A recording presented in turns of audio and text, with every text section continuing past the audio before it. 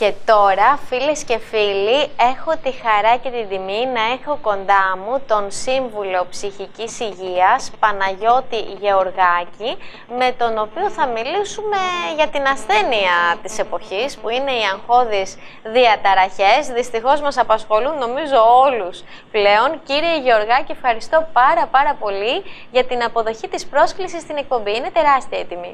Είναι και δική μου. Ευχαριστώ πάρα πολύ για την πρόσκληση. Αρχικά θα ήθελα να μας πείτε ποιες είναι οι συχνότερες αγχώδεις διαταραχές. Οι αγχώδεις διαταραχές είναι μια ομάδα διαταραχών οι οποίες έχουν ως κοινό χαρακτηριστικό το βίωμα του άγχους, της έντονης και παρατεταμένης ανησυχίας. Οι πιο συχνές είναι η γενικευμένη αγχώδη διαταραχή, επίσης είναι η διαταραχή πανικού, είναι οι ειδικές φοβίες, όπου εκεί νιώθω άγχος έντονο για συγκεκριμένα αντικείμενα και καταστάσεις. Και τέλος είναι η κοινωνική φοβία, όπου εκεί ανησυχώ πάρα πολύ σε κοινωνικές περιστάσεις ότι θα παρατηρηθώ και θα κριθώ. Κύριε Γεωργάκη, ποια είναι τα αίτια που έχουν αυξηθεί τόσο πολύ οι αγχώδεις διαταραχές τα τελευταία χρόνια? Έχουν αυξηθεί, ναι, είναι αλήθεια. Μάλιστα από το 1990 έως και σήμερα έχουμε αύξηση κατά 55% των περιστατικών. Αυτό συμβαίνει διότι έχουν αλλάξει οι ρυθμοί ζωής, έχουμε πολύ καθιστική ζωή, έχουμε μειωμένη φυσική δραστηριότητα, μειωμένη γυμναστική, κάνουμε πιο κακή διατροφή, καθώς επίσης σημαντικό ρόλο παίζουν και τα social media, τα οποία πολλές φορές μας οθούν να προβάλλουμε ένα συγκεκριμένο τρόπο ζωής και μια συγκεκριμένη εικόνα προς τα έξω, πράγμα το οποίο μας δημιουργεί έντονο άγχος. Επίσης, οι σύγχρονοι και γρήγοροι ρυθμοί ζωής πολλές φορές δεν αφήνουν χρόνο για να κάνουμε δραστηριότητες οι οποίες μας χαλαρώνουν, αλλά και να κοινωνικοποιηθούμε.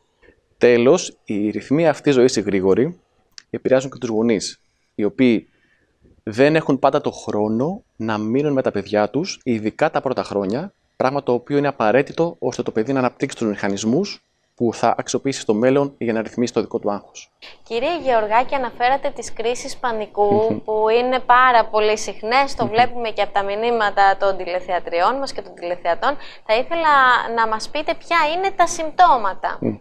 Η κρίση πανικού είναι ένα επεισόδιο έντονου πανικού, το οποίο έρχεται απροειδοποίητα. Ξεκινάει συνήθως με ένα σωματικό σύμπτωμα. Νιώθω ταχυκαρδία, εφίδρωση, μπορεί να έχω τρέμουλο. Στη συνέχεια συνεχίζει με μια αίσθηση σφιξίματος στο στήθος. Νιώθω ότι χάνω τον έλεγχο, νιώθω ότι μπορεί να χάσω τον έλεγχο του εαυτού μου. Υπάρχει και μια ανησυχία, μήπως λιποθυμήσω, μια τάση για λιποθυμία σε πολλές περιπτώσεις. Και σε κάποιες περιπτώσεις βλέπουμε και περιστάσεις όπου νιώθω ότι βγαίνω εκτός του εαυτού μου και με παρατηρώ απ' έξω. Η κρίση διαρκεί μερικά λεπτά συνήθως και όταν τελειώσει νιώθω και αρκετά κουρασμένος συνήθως. Κύριε Γεωργάκη, υπάρχει τελικά οριστική λύση για τις κρίσεις πανικού? Οι κρίσεις πανικού θεραπεύονται και αντιμετωπίζονται. Αλλά δεν θα πρέπει να μείνουμε εκεί, στο σύμπτωμα δηλαδή. Εάν αντιμετωπίσω απλά το σύμπτωμα, σύντομα θα εμφανιστεί ένα άλλο διαφορετικό στη θέση του. Δηλαδή, η κρίση πανικού μπορεί να γίνει η μικρανία. Επομένως, βοηθάει πάρα πολύ να σκεφτούμε την κρίση πανικού ως έναν αγγελιοφόρο, ο οποίος έρχεται να μας ειδοποιήσει ότι κάτι μέσα μας δυσκολεύει. Είναι δηλαδή μια πρόσκληση να στραφούμε και να κοιτάξουμε μέσα μας και να φροντίσουμε την πηγή της δυσφορίας. Όταν συμβεί αυτό, τότε θα σταματήσουν οριστικά οι κρίσεις πανικού και οποιοδήποτε άλλο σύμπτωμα. Υπάρχουν κάποια tips που θα μπορούσαμε να εφαρμόσουμε κατά τη διάρκεια που μας συμβαίνει το σύμπτωμα της κρίσης πανικού? Βεβαίως θα τα πούμε, αλλά πριν να τα πούμε να σας πω ότι είναι σημαντικό να γνωρίζουμε και να θυμόμαστε ότι δεν πρέπει να διακόψουμε απότομα την εξέλιξη της κρίσης πανικού, διότι η κρίση πανικού λειτουργεί ως μια βαλβίδα εκτόνωσης. Οπότε αυτή η πίεση πρέπει να βγει.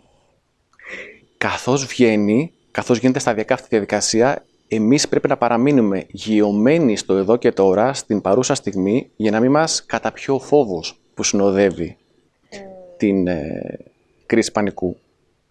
Και λέω βαλβίδα εκτόνωσης του άγχους, γιατί μας θυμίζει πάρα πολύ μια χύτρα. Όπως η χύτρα εκτονώνει από τη βαλβίδα της την πίεση, εάν φημώσω την βαλβίδα, θα μαζευτεί πίεση μέσα στη χύτρα. Έτσι και εμείς πρέπει να αφήσουμε την εκτόνωση του άγχους να συμβεί.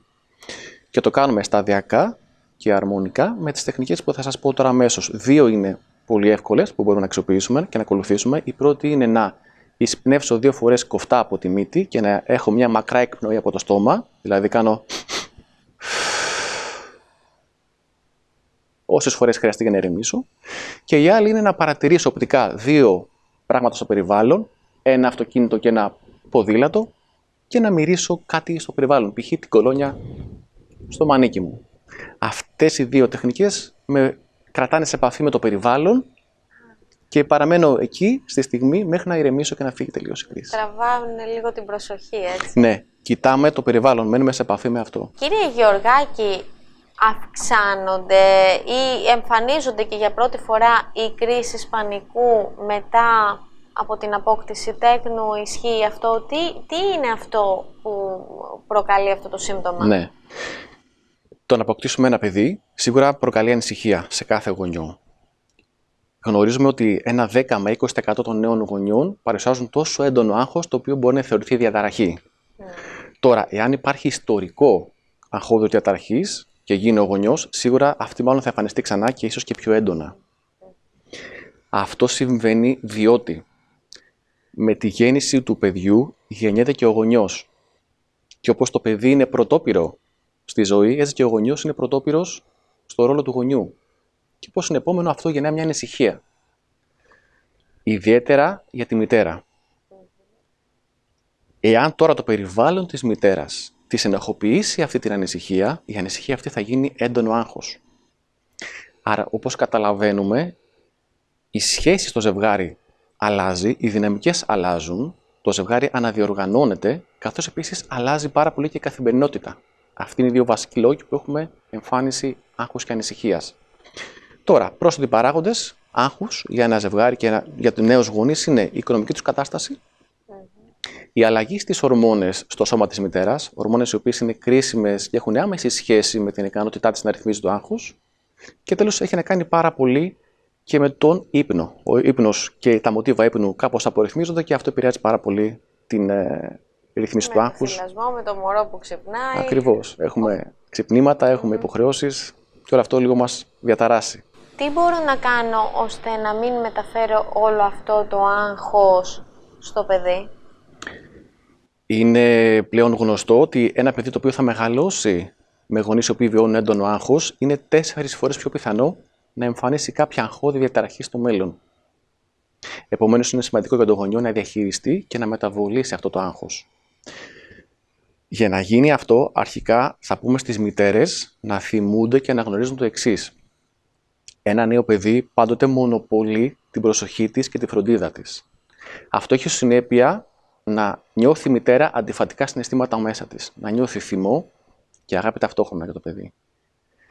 Εάν αυτό η μητέρα το ενοχοποιήσει και δεν συνειδητοποιήσει ότι είναι φυσιολογικό, γιατί είναι απόλυτα φυσιολογικό, θα ενδώσει στα συναισθήματα αυτά και είτε θα αρνηθεί να φροντίσει το παιδί, είτε θα το υπεραναλάβει, θα το υπερφροντίσει.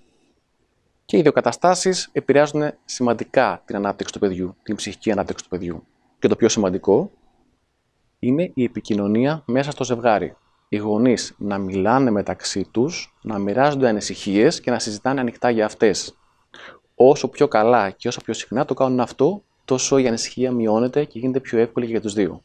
Αυτό ισχύει και για τα πρώτα χρόνια που είναι γονείς, αλλά και για τη μετέπειτα ζωή τους. Κύριε Γεωργάκη, αν κάνω ψυχοθεραπεία, καταρχάς τι ρόλο παίζει το περιβάλλον μου, αλλά και αν δεν αλλάξουν τα αρνητικά που υπάρχουν στο περιβάλλον, θα έχει αποτέλεσμα η θεραπεία? Αρχικά το περιβάλλον μας στη θεραπεία είναι το πρώτο που θα δει και θα επηρεαστεί άμεσα από τις αλλαγές που συμβαίνουν μέσα μας κατά την ψυχοθεραπεία. Και είτε θα τις υποδεχτεί θετικά και θα τις αναγνωρίσει, είτε θα τις απορρίψει. Άρα, όπως καταλαβαίνουμε, το περιβάλλον μπορεί να βοηθήσει τη διαδικασία και να την επιταχύνει ή να την εμποδίσει. Κύριε Γεωργάκη, θα ήθελα να κλείσουμε με μία συμβουλή προς τους τηλεθεατές και τηλεθεατρίες μας. Βεβαίως. Να πούμε ότι είναι σημαντικό να ακούμε τα συναισθήματά μας, να μην τα πίνουμε, να μην τα καπνίζουμε και να μην τα τρώμε. Γιατί το να τα ακούμε είναι η πιο πολύτιμη πηγή πληροφορίας για το ποιοι είμαστε και τι ανάγκες έχουμε. Κύριε Γεωργάκη, ευχαριστώ πάρα πολύ για τις πολύτιμες συμβουλές που δώσατε στο κοινό μας. Να είστε καλά, ευχαριστώ και εγώ.